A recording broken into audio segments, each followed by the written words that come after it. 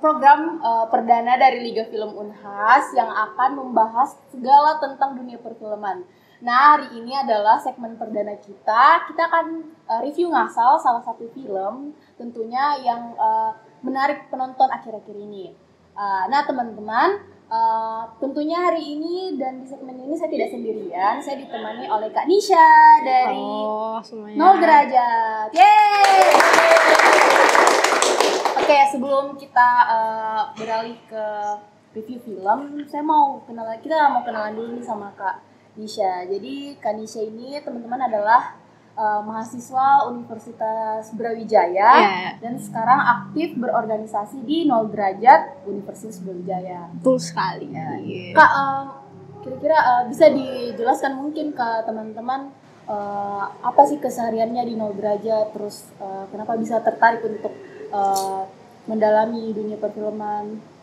Mungkin singkatnya, jadi halo semua, nama saya Nisha. Saya di Nol Derajat itu sebenarnya sudah tidak terlalu produktif. Cuman kemarin sempat menjadi produser dari salah satu prokernya, yaitu Ngalor Ngidul Cinema. Jadi kalian juga bisa check out di YouTube teman-teman sekalian. Nah, kalau dari Ngalor Ngidul Cinema, kemarin kerjanya tuh ya mungkin 11-12 sama proker sekarang ya, review ngasal. Jadi kita nge-review beberapa film juga. Itu sih. Jadi sekarang kesibukannya masih ini juga dalam mungkin dari filmmaking, iya mungkin ikut-ikut proyek teman soal filmmaking, dan juga soal review masih secara mandiri di luar Nol Derajat, nge-review film lewat medium dan sosial media lainnya. Jadi itu tadi dari Kak Nisha. Nah, kita mau beranjak nih, kita mau review film dari, ada salah satu film yang bakal kita bahas hari ini, judulnya itu Everything Everywhere All at Once, di mana film ini disutradari oleh Daniel Kwan dan Daniel Scheinert, dan rilis pada tanggal 11 Maret 2022. Nah, film ini sangat menarik perhatian netizen karena menceritakan tentang seorang ibu rumah tangga bernama Evelyn Wang, wanita parubaya yang mencoba untuk survive di tengah gempuran masalah-masalah yang datang dari bisnis laundrynya yang hampir bangkrut. Nah, permasalahan keluarga inilah yang dibalut dengan cerita multiverse yang unik dan juga agak sedikit aneh nih. Nah, saya mau tanya pendapatnya dari Kanisha ini tentang film Everything Everywhere All at Once ini kayak bagaimana sih? Kalau dari saya sendiri, lihat filmnya pasti yang kayak this is some absurd film di awal, kayak dia secara konsep dia cukup kompleks di berbagai ininya ya, konsep dari sinematografinya dan segala macam. Tapi lewat ceritanya dia cukup simple sih. Maksudnya ya tentang keluarga, tapi karena ada unsur multiverse-nya, dia jadi kayak cukup berwarna untuk sebuah film action ya, terus drama.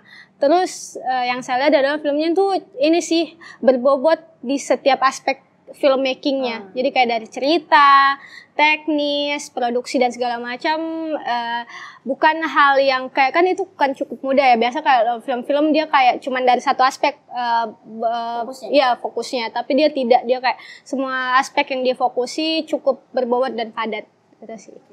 Dan kemarin juga sempat kan kemarin saya juga sempat nonton, terus ada beberapa scene-scene yang out of the box nih Kak, dan sutradaranya itu The Daniels, dia berhasil kemas scene-scene itu menjadi sebuah inovasi terbaru. Dan kira-kira nih ada hal-hal menarik nggak yang bisa Kanisha highlight dari film ini?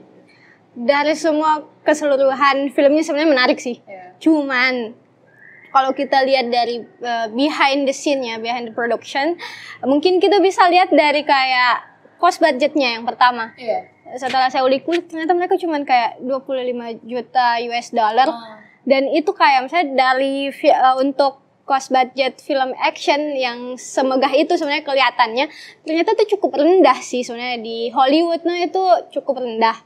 Tapi ternyata The Daniels ini mereka tuh bisa memaksimalkan semuanya dari film tersebut, dari kayak misalnya dari mereka produksi, mereka cuman pakai satu kompleks bangunan yang sudah yang terbengkalai, terus mereka jadikan lokasi syutingnya di semuanya. Oh gitu.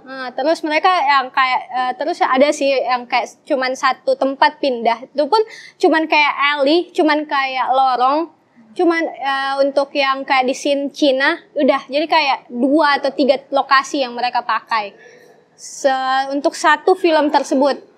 Nah, setelah itu yang unik sebenarnya dari saya adalah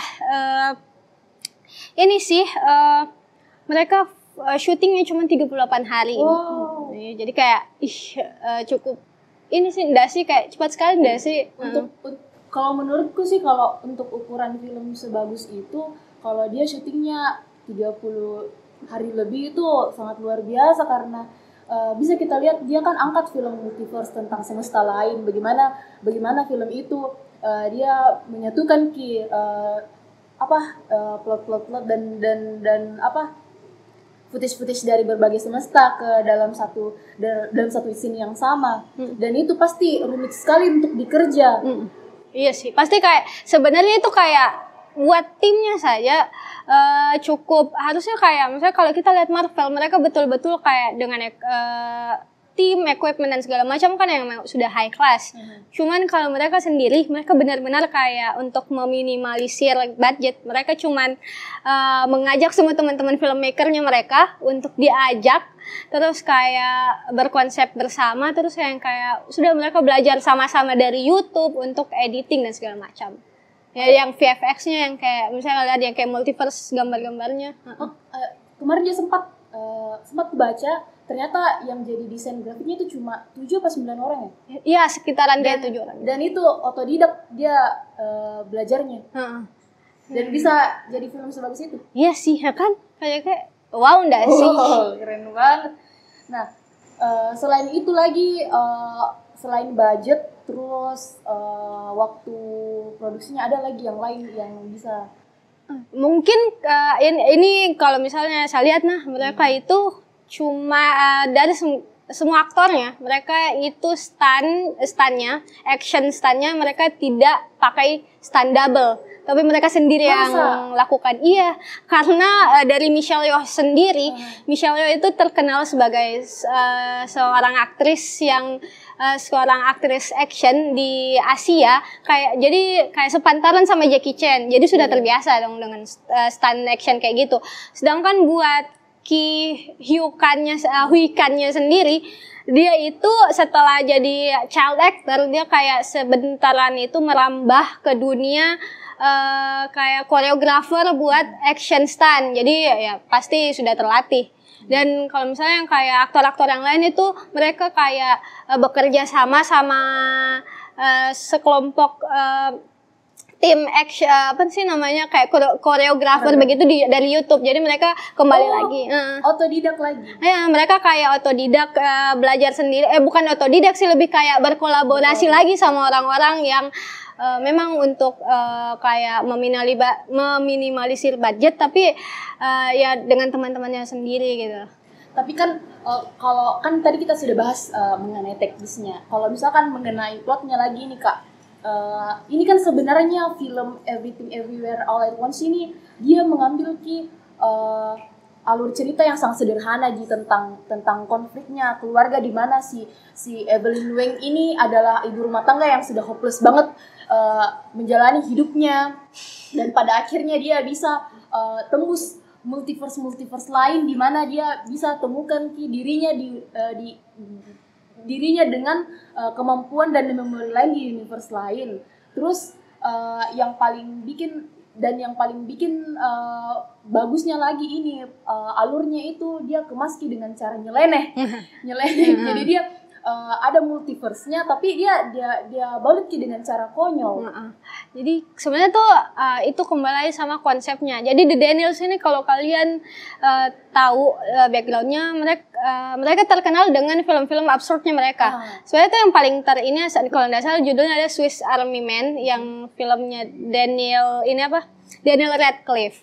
Itu memang juga agak absurd memang dari situ. Terus kalau mereka juga sebelum dari film feature debutnya mereka, itu mereka menyutradarai filmnya music videonya Lil Jon yang sebenarnya ya agak nyeleneh juga. Jadi mereka kalau misalnya kita lihat track recordnya mereka, memang kayak gitu konsepnya mereka. Jadi kayak jadi kalau misalnya saya bukan kaget sih, lebih kayak sebuah terobosan yang baru sih melihat filmmaker kayak gini, mereka makin berani untuk buat film yang absurd tapi entertaining. Apalagi kalau misalnya jadi kita bisa lihat kayak mereka tuh punya multiverse. Sebenarnya at the same time kan yang film yang keluar itu sama itu adalah Doctor Strange kan, punya multiverse juga kan ceritanya. Cuman ternyata di bukan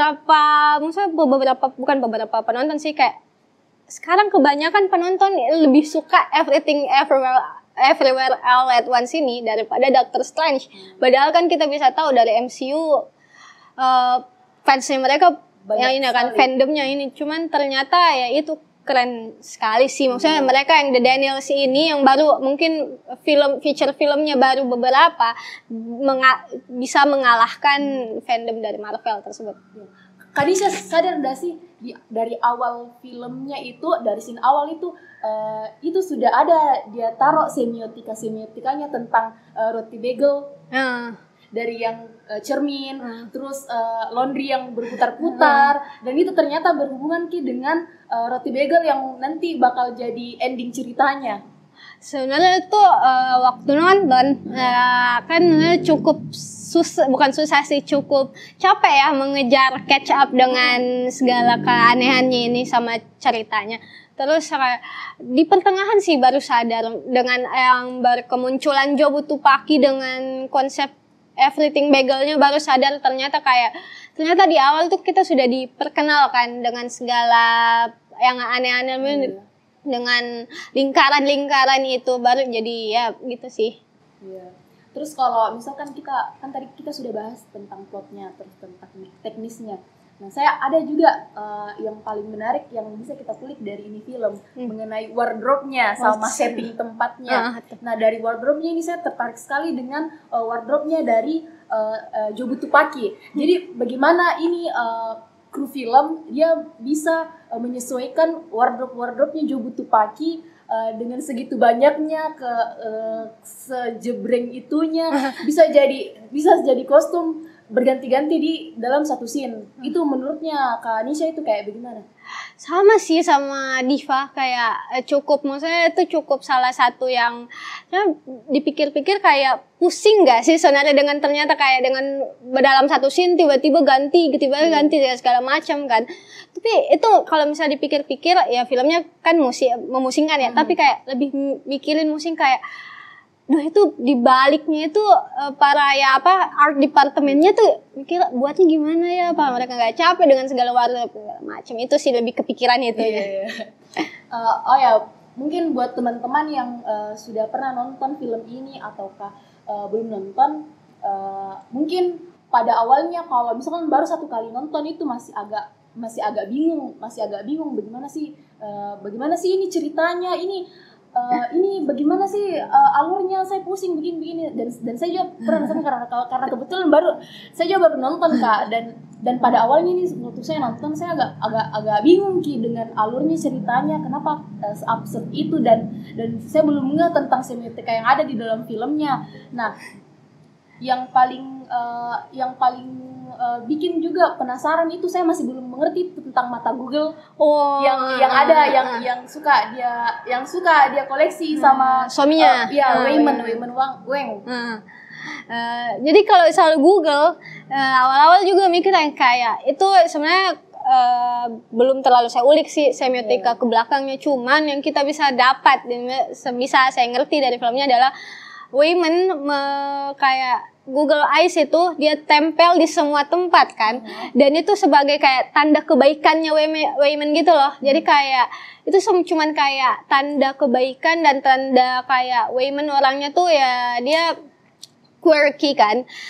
Google Eyes ya cuman untuk lucu-lucuan dan kebaikan aja. Nah, pas ya ini spoiler alert buat teman-teman sekalian, di akhir Google Eyes pun juga jadi sebuah hal yang penting buat Wayman maupun Evelyn, karena di akhir saat di scene mereka akhirnya harus bertarung dan segala macam, Wayman bilang stop dengan segala hal kejahatannya.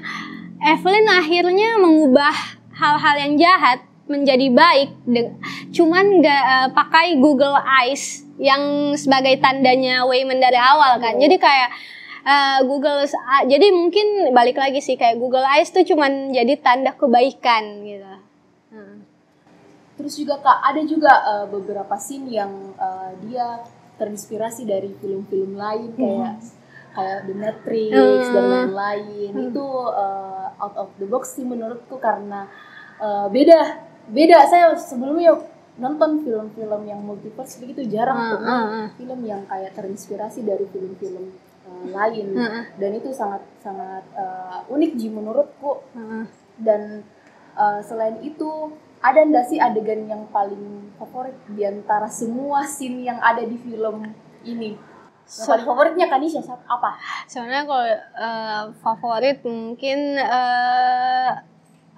ini sih, saat yang terakhir, yang adegan dia harus benar-benar mengalahkan Jobutupaki sebelum benar-benar keseret semuanya ke dalam everything bagelnya.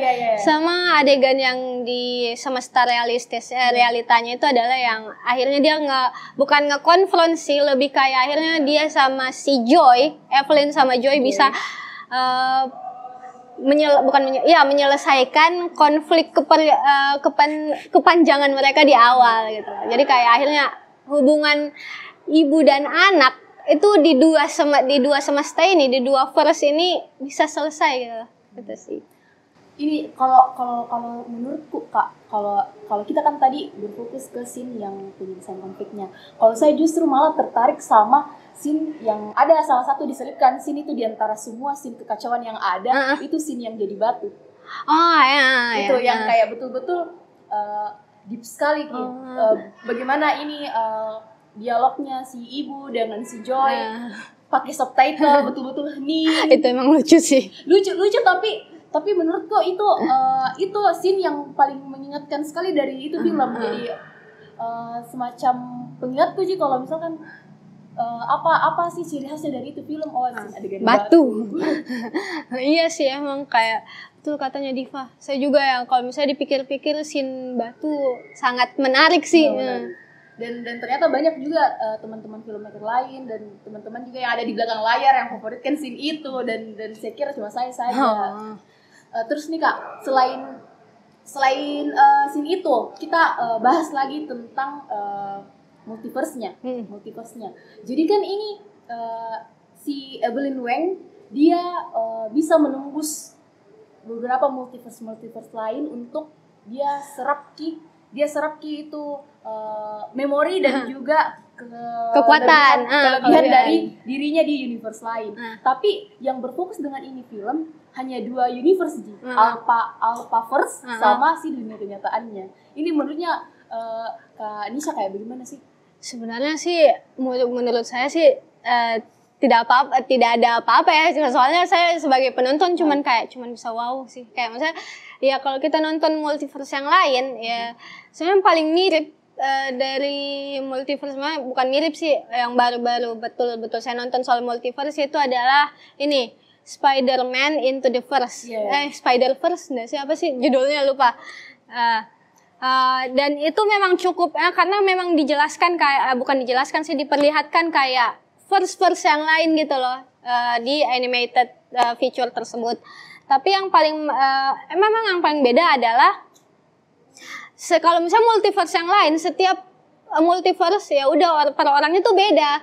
Kita nggak bisa ngapa-ngapain sama mereka gitu loh. Ya udah kita ketemu doang nih kan sama orang di verse tersebut. Tapi lain-lain kalau di Everything Everywhere All at Once ini, yaitu kita betul-betul bisa kayak mengendalikan juga gitu sama verse yang lain, semesta yang lain, kita tuh bisa ngendaliin diri kita. Kita di sini nih, di semesta yang lain dengan pakai alat dari Alpha Verse itu, kita bisa mengendalikan diri kita sendiri. Kita bisa masukin diri, ambil alih, ambil memori sama ambil kemampuan dari itu jadi kayak penanda dan pembeda sih. Nah, yang lebih serunya ini di dalam film, aduh mungkin terlalu banyak spoiler nih, tapi gak apa-apa lah kita bahas. Nanti spoiler alert, tolong Liga Film. Jadi di filmnya ini walaupun memang ini temanya multiverse, tapi dia cuma, yang saya lihat cuma berfokus ke 2 universe saja, yang Alphaverse sama di dunia kenyataan. Jadi si Miss Wang-nya ini dia ambil memori dari dirinya di universe lain, terus dia bawa ke dunia nyata itu dengan syarat-syarat yang aneh dan menurut itu lucu sekali. Yang kalau misalkan dia mau ambil memorinya atau kelebihannya di universe lain, dia harus lakukan satu hal yang lucu sekali, dan itu yang justru bikin orang tertarik untuk nonton. Mungkin karena udah lama jadi saya lupa satu hal dari Diva yang bisa ngasih ingetin, yang dia apa sih kalau ngambil itu buat ngambil kelebihannya gitu loh, mempelajari. Kalau yang aku ingat dia itu cuman dia kayak ngeiniin jarinya pakai kertas. Kalau yang lain apa ya? Kalau saya yang waktu itu yang di adegan, pokoknya ada di satu adegan tangga, terus dia harus confess aku cinta kamu ke si ke Deirdre ya. Itu lucu sekali sih menurutku. Waktu dia beberapa kali coba, terus akhirnya di detik terakhir dia berhasil ambil memorinya dari universe lain, itu menurutku lucu sekali sih. Nah, kita sudah bahas nih tentang bagaimana sih review film dari film Everything Everywhere All at Once ini, dan kita udah ulik-ulik ternyata seseru itu dan out of the box itu ini film, dan sangat worth untuk ditonton. Nah, kalau dari Kak Nisha sendiri, kalau misalkan kita rate dari 0/10, dari 0/10, Kak Nisha rate film Everything Everywhere All at Once ini rate berapa? 9,5 mungkin. Tinggi banget gak sih? Kalau saya 10/10. Wow, karena saya belum pernah nonton film sebagus itu. Karena beda Ki, pokoknya di antara film-film multiverse lain yang sudah pernah saya nonton, film ini yang betul-betul bikin emosiku jadi campur aduk, dari sedih, ketawa, terus bahagia. Pokoknya campur aduk lah ini filmnya. Benar. Oke, makasih banyak Kak Nisha sudah mau singgah di Liga Film, terus mau ikut ngobrol-ngobrol di review ngasal kita segmen perdana lagi, teman-teman, tepuk tangan. Jadi makasih banyak Kak Nisha, semoga nanti kita bisa ketemu di lain kesempatan. Amin. Semoga bisa diundang Liga Film ke 0 derajat. Skuy ke Malang, ayo. Amin. Skuy ke Malang. Amin. Oke, terima kasih teman-teman sudah mau nonton review ngasal di Liga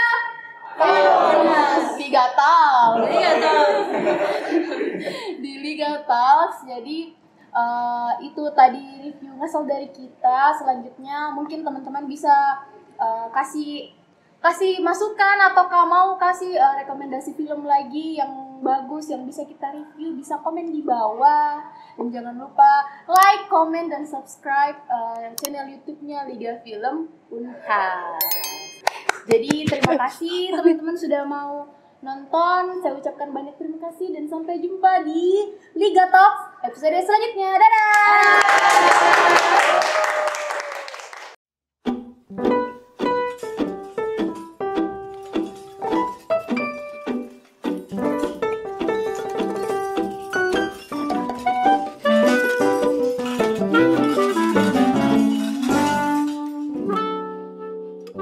It's really not that crazy. We're not that crazy. A couple of mammals making gravy. Right? Together, you and me, a multi-species team. We're a family. Aww. Culinarily. Now we're cooking.